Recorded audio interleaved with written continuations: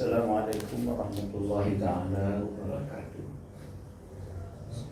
Bismillah, wassalatu wassalamu ala rasulillah. Subhanaka la ilma lana illa ma 'allamtana innaka antal alimul hakim. Wa la hawla wa la quwwata illa billahil aliyyil azim. Qala Allah ta'ala fi kitabihil karim, A'udzu billahi minasy syaithanir rajim. Bismillahirrahmanirrahim. Innal ladzina yakhshawna rabbahum bil ghaib lahum maghfiratun wa ajrun kabir. Shadaqallah. Sesungguhnya orang-orang yang senantiasa merasa takut dan genut, bimbang kepada Tuhan mereka, walaupun Tuhan yang mereka yakin pada itu dalam keadaan yang gaib, Allah Ta'ala sangat-sangat menghargai, sehingga Allah Ta'ala berjanji akan memurniakan pertama sekali keampunan, yang kedua Allah Ta'ala berjanji akan memurniakan upah pahala yang hebat, disempurnakan pada hari akhirat kelak. Tuan-tuan dan puan-puan, muslimin muslimat, ahli hadirat hafizakumullah, sesingkat yang mungkin di antara kesimpulan yang akan saya buat daripada perbincangan kitab yang sepatutnya, bagaimana Allah Ta'ala menginginkan supaya kita manusia yang dipilihnya ini tidak akan tersia-sia.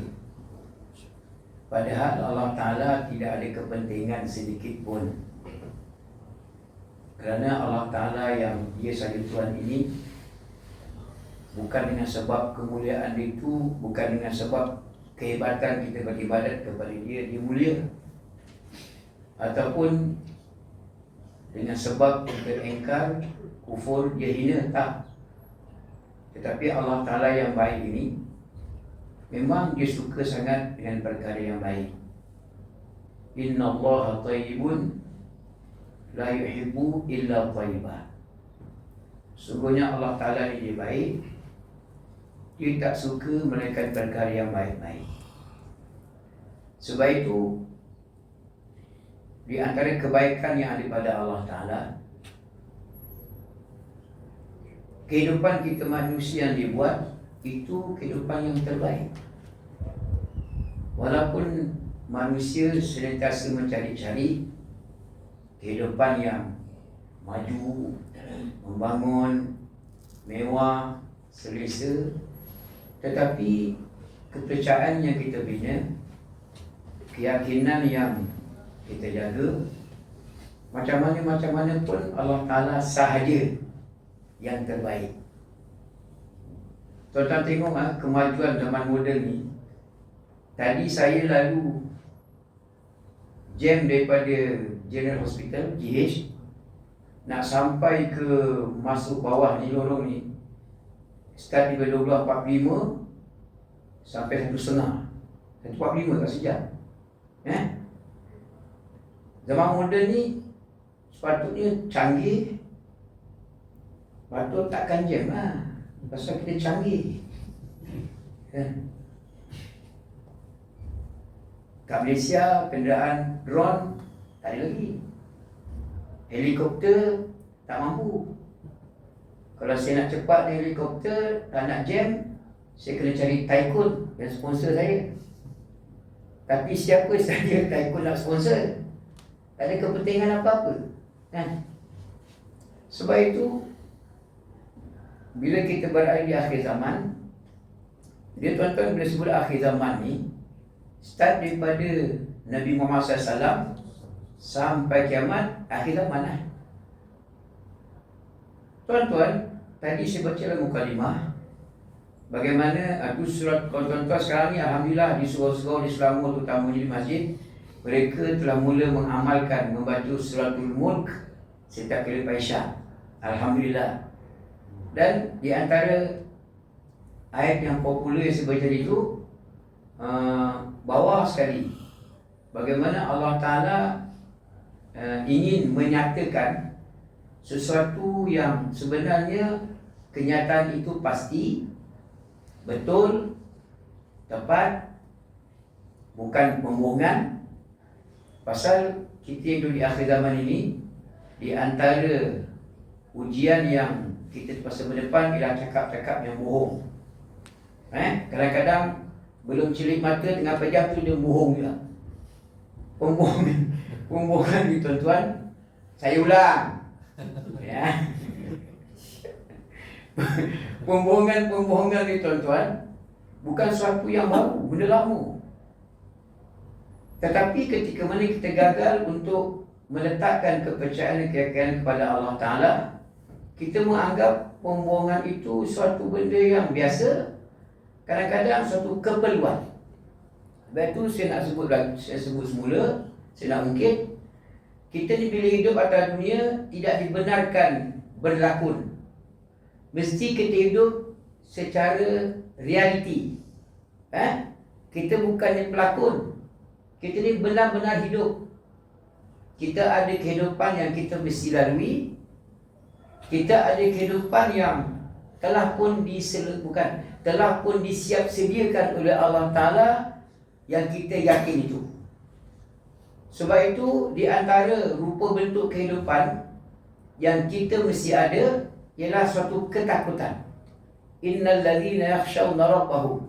Kita kena ada satu rasa takut. Bimbang saya tadi bila jam, tiba-tiba dada saya berdebar-debar. Rupa punya lapar. Masa pergi tadi saya makan ubat. Memang ubat tu kalau saya ambil, kalau tak isi perut nanti dah lapar, dia tak hypo. Lepas tu saya tak pernah minum air kotak. Hari ni saya pasti minum. Pasal kemanisan ni baik untuk orang kecil manis. Bismillah.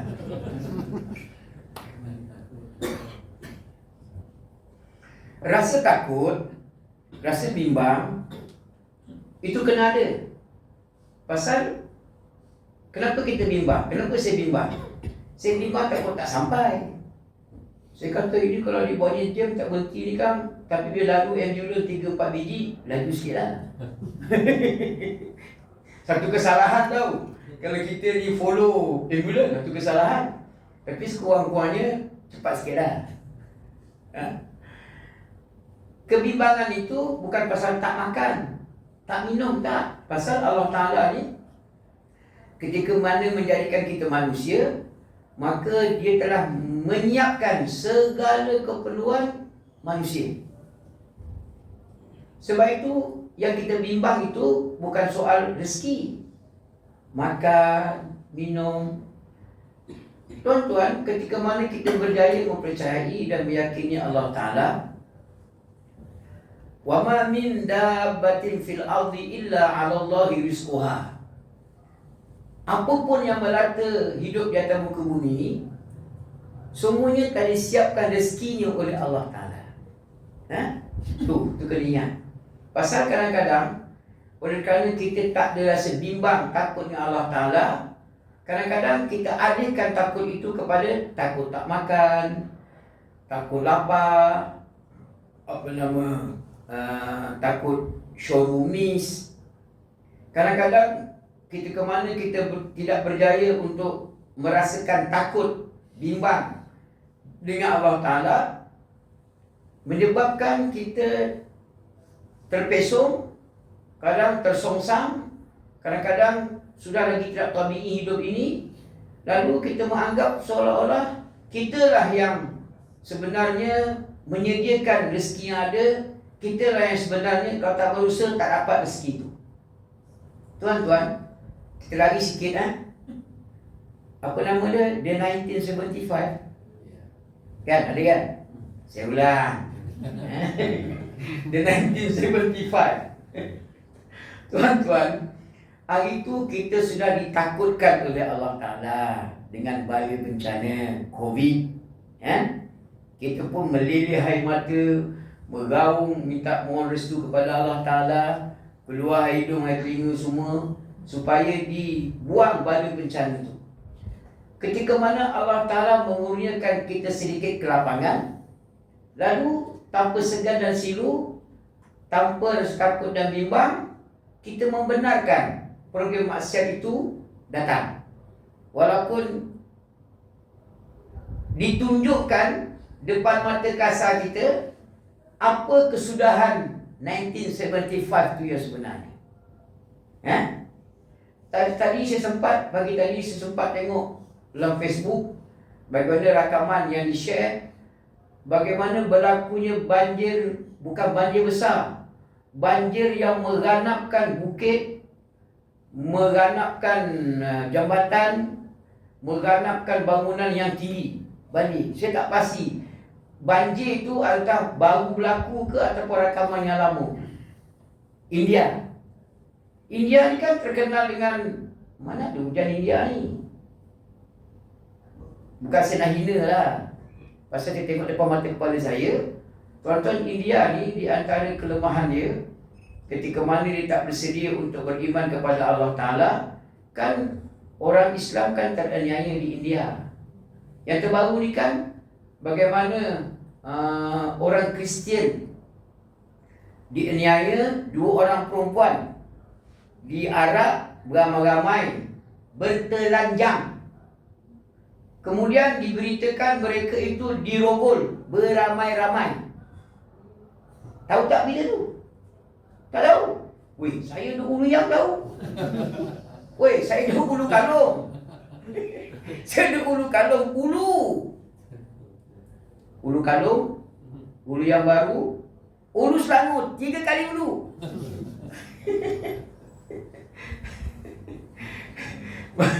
Macam mana berita bergambar, tapi cuma gambar perempuan telanjang tu dia bela-bela.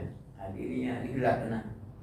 Nak sebutnya tuan-tuan, sebenarnya kehidupan ini memang membimbangkan. Tapi apakah sepatutnya kita takut dan kita bimbang? Sebab itu kita di antara dia masalah tak sikit ni. Dia masalah taubat ni pasal kesilapan. Kesilapan kita yang menyebabkan rentetannya kesilapan yang lain, pasal kita gagal untuk berkenalan dengan Tuhan kita Allah Ta'ala. Kalau kita membiarkan untuk kita tidak berkenalan dengan Allah Ta'ala, itu jadi dia. Kita ni ketika mana kita berdaya berkenalan dengan Allah Ta'ala, jangankan kata hak orang Islam, sama Islam kita kena jaga. Kalau dia bukan Islam pun, Allah Ta'ala tidak membenarkan untuk kita melakukan walaupun sedikit penindasan ataupun kezaliman. Walaupun dia menganut agama yang bukan Islam, tak boleh orang Islam menganiaya.